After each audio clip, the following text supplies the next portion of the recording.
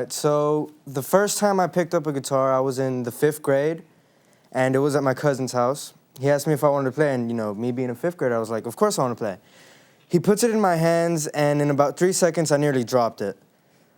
He took it away from me, and like with any child, when you take away a toy, they only want it more. So when I left, I kept thinking of what would have happened if I didn't drop the guitar. What would have happened if I had been able to play it for maybe 2 minutes, maybe a minute, maybe 3. And I kept thinking about that. And it bothered me. I couldn't stop thinking about it. And I didn't do anything about it until high school, when I was a boarding student, and in the dorm across from me were 2 guitar players, and they were playing, and I asked them if they could teach me. And the first song they tried to teach me was The White Stripes. The White Stripes 7 Nation Army, which is a rather simple piece, but took me about a week to play. And after that, I asked my father to take me to the Guitar Center in Westheimer. And once I bought my first acoustic guitar, we went to the Barnes & Noble across the street, and I bought Guitar for Dummies. That was my teacher for about the first 2 years of my guitar playing career. Guitar for Dummies and tablature on the internet. And as I played, I noticed how difficult pieces were, and I started appreciating that. I started appreciating how difficult it must have been not only to play this stuff, but to write it.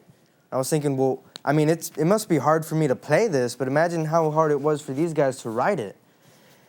And as that happened, I kind of got obsessed with how hard it was to play a piece. It was like, well, that's too simple. I won't try and learn that. So I only tried to play ridiculously hard pieces, and as a beginner, that really means you're getting nowhere.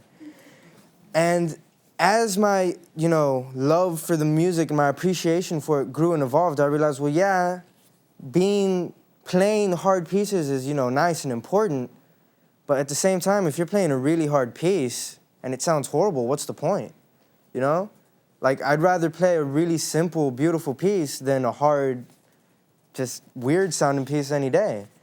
But I realized when I learned that, I realized, well, the really good artists are doing both. They're not playing hard pieces that sound horrible or easy pieces that sound great. They're doing both. They're playing beautiful pieces that are hard. And they're not writing hard pieces for the sake of writing hard pieces. They're doing it to make the music better. And as I realized that, that was the sort of music I listened to. That was the music I fell in love with. That was the music I tried to play.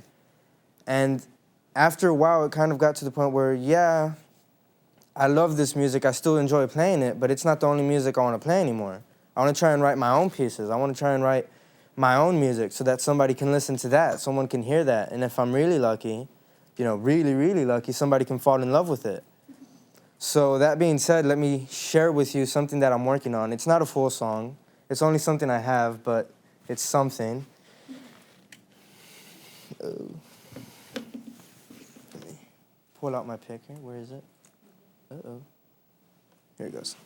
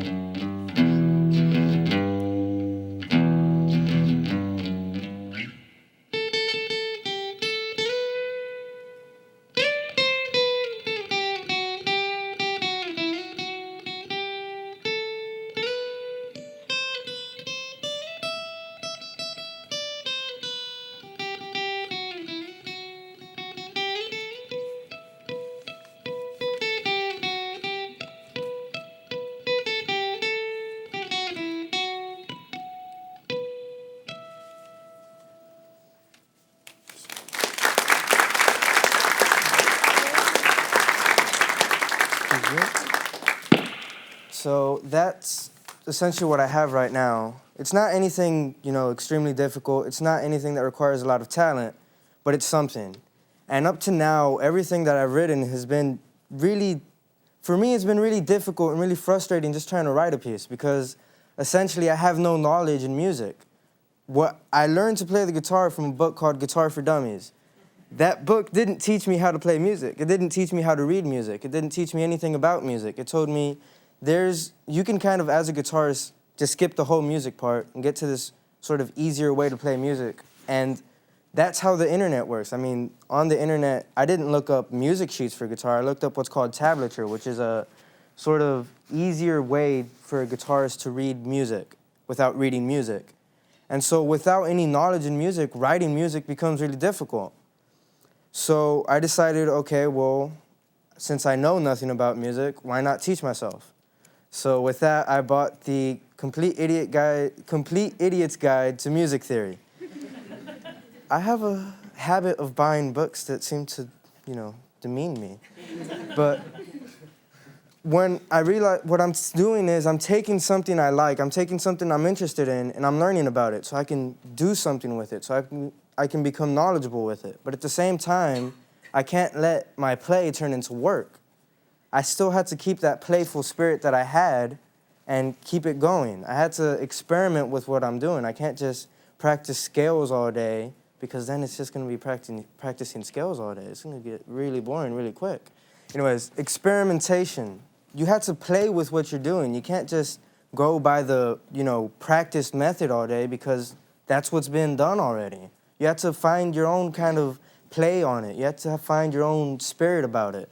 And a great example of this is the electric guitar. There have been countless guitarists who, by playing with their effects pedals and with their amps and all sorts of things, have found out ways to make really odd and strange noises. There are guitarists that make their guitars sound like elephants. Others that make their sound like space alien noises. And they don't just play with it, but they learn how to use it. They learn how to put that within their own music and help them sound different from everybody else. So, I mean, they're learning, but at the same time they're playing. They're not just learning. So this is where it kind of gets a little bit difficult. Why does any of this matter? What's so important about music? And I could tell you, music helps us express ourselves, and I believe that, but that's not the argument I want to make. The argument I'm making is that this attitude I have towards music, learning about something you're interested in, playing with it, sort of building it, sharing it, that's the attitude that needs to be approached and encouraged in everything, not just music, but every field we have. Because if you think about it, playing and learning leads to creation and innovation. So that, if applied to every field we have, is going to propel everything forward. It's not going to be, oh, well, I guess we kind of have to, innovate, so let's get to doing that. How do we do that? No, innovation comes through wanting to be better, wanting to do better. And my attitude towards music is the same sort of attitude that should be approached in anything, in any field, in cooking and writing, in computer technology, and whatever the heck you can think of. It's anything that can be applied to anything.